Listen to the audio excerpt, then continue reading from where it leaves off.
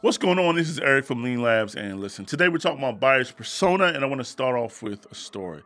One year, a friend of mine decided to throw me a birthday party, and they got me good. They rented out a hotel, they had it catered, they had a live band, all my friends and family were there. They actually convinced me to dress in all white, and I still had no idea of anything that was going on. They pulled out all the stops. But there was one slight issue, and it may make me sound like a jerk, but it's the truth. I am what you call an introvert, a homebody, a man of recluse. I like to eat lunch alone in my car like a creep. So if someone was to ask me, hey, Eric, describe your nightmare scenario, it would be something close to people jumping out, yelling surprise, dressed in all white.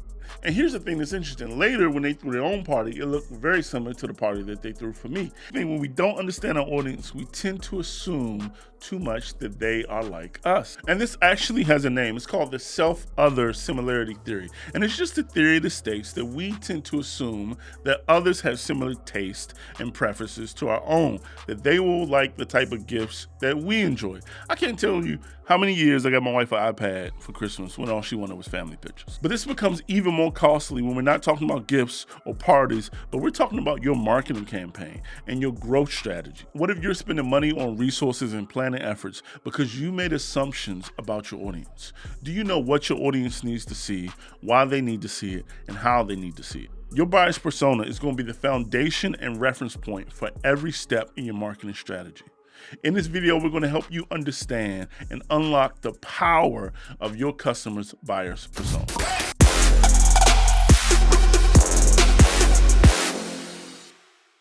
I'm sure most of us know what a buyer's persona is, but for those who don't, let's just define it and get on the same page.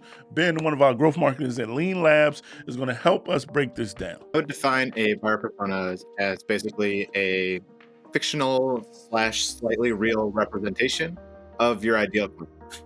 And so it gives you a sort of frame of reference or a target to aim at when you're crafting your messaging, when you're building ads, landing pages, content.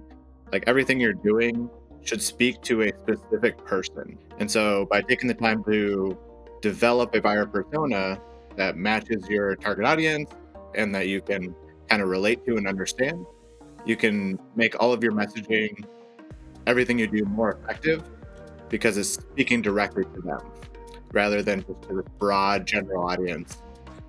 Because if it's for everybody, then it's really for nobody.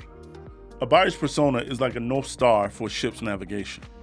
The North Star helps sailors stay on course and reach their destination, even in challenging conditions. In the same way, a buyer's persona helps a business stay focused on its target audience and reaches its goal, even in a constantly changing market. All right, so now that we know what a buyer's persona is, let's look at some key elements to building a buyer's persona. So the key elements to a buyer persona include demographic information. So for B2B buyers, that includes the location of their business, the industry that they serve, the size of their business in terms of number of employees, as well as like monthly revenue. It might include the individual that you're targeting within the organization.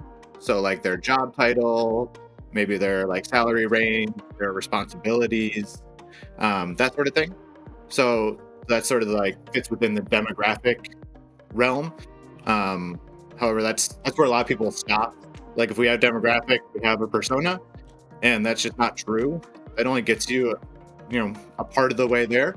So you also need to be considering, going a level deeper and thinking about like psychographic information. So what are their beliefs? What are their frustrations, their problems, their pain points? Where do they go for information online? So do they read blogs? Do they prefer watching YouTube videos, or do they hang out on TikTok? Who are their biggest influencers? So like what books do they read? Who do they follow on social media channels? What newsletters do they subscribe to? What events do they go to? You want to try to get inside their head.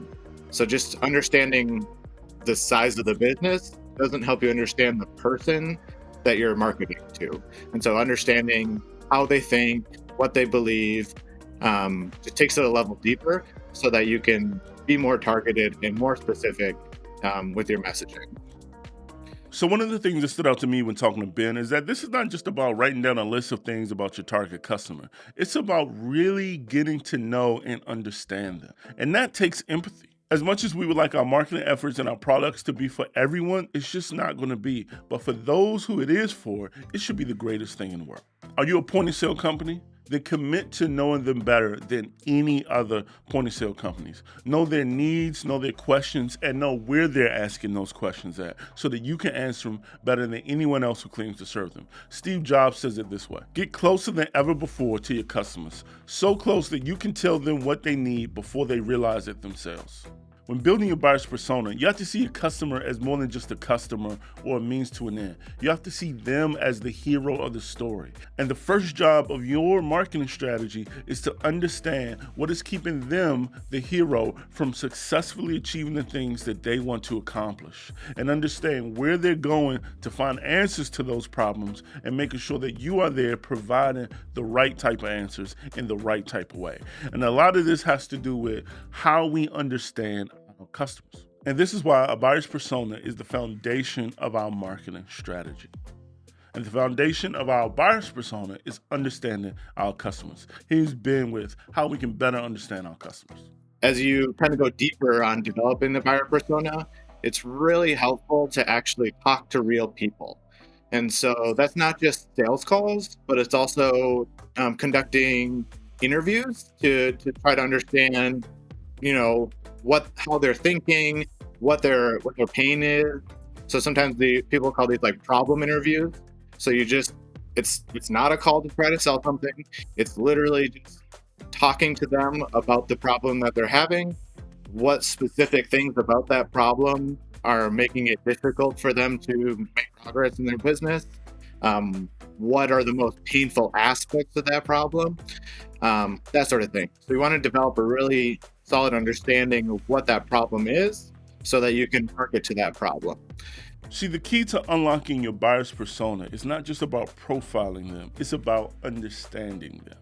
And if you want to understand more about the buyer's persona, I'm going to put some links in the description. We have a bunch of great blogs on the topic of buyer's persona, including 5 questions that you absolutely must ask. So if you want to dive deeper into this topic, we have that information there. If you like this video, make sure you hit it with a like and share it. To continue to get more videos like this, make sure you subscribe. Until next time, keep growing. Out.